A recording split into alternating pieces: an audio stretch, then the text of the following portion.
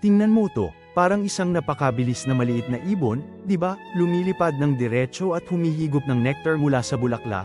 Pero mag-ingat ka, hindi lahat ng nakikita ng mata natin ay totoo. Ang nilalang na ito ay mas misteryoso kaysa sa iniisip mo.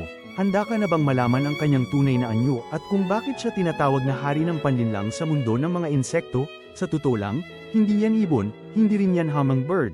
Ito ay isang uri ng gamo-gamo.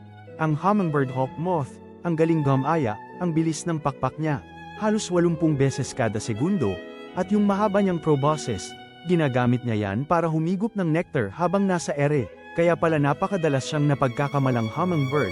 Pero siya ay isang mapanlinlang na beauty ng gabi, kahanga-hanga ang nilalang na to. Isang obra maestra ng kalikasan, hindi lang ganda, kundi may talino pa sa paggaya.